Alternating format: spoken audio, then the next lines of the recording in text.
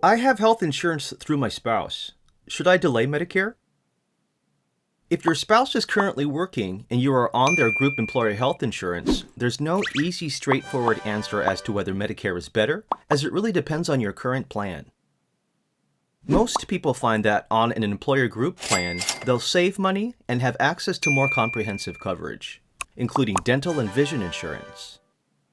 But let's take a look at the questions to consider before deciding. First, how much are the premiums? The cost for employer-based coverage can really vary, and most likely your spouse is paying more to add you onto their plan.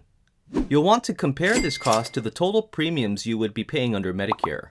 This includes the monthly premium for Medicare Part A and Part B, as well as any additional coverage like Medicare Advantage, a Medicare Supplement, Medigap, and Part D, if it's not already included in your Medicare Advantage plan.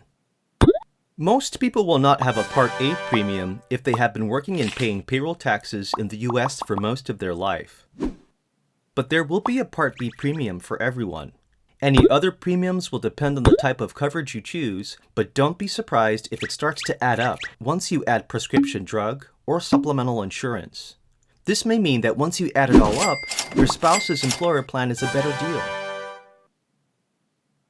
Second, is the employer plan considered creditable coverage?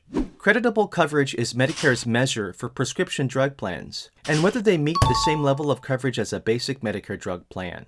If the prescription drug coverage in a plan doesn't meet the standard for creditable coverage, Medicare can charge you a late enrollment penalty for every month that you had this other coverage and delayed enrolling in Part D.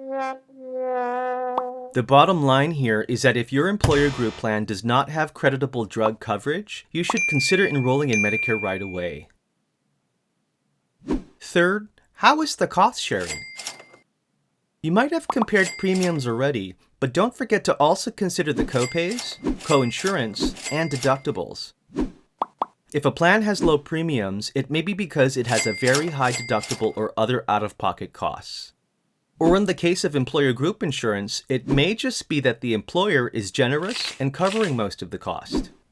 The range of cost sharing for Medicare plans can also really vary, so make sure to carefully research your options so that you know you are comparing similar plans.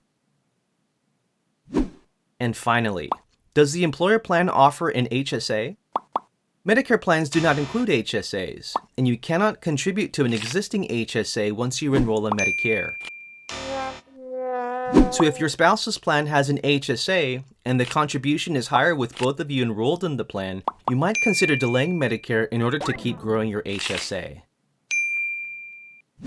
Just remember that when your employer coverage ends, whether it's because your spouse stopped working or you decided to drop the plan during open enrollment, don't forget to enroll in the parts of Medicare that you delayed. You will have special enrollment periods for Part B, Part D, Medicare Advantage, and Medigap. But the tricky thing is that each enrollment period lasts for a different window of time. For example, the Part B special enrollment period is 8 months, while the Part D special enrollment period is 63 days. As long as you enroll in Medicare within these times, you won't have any late enrollment penalties. Max Medicare. Get more for your Medicare dollar. Talk to a licensed insurance agent at maxmedicare.com or install the Max Medicare app on your phone.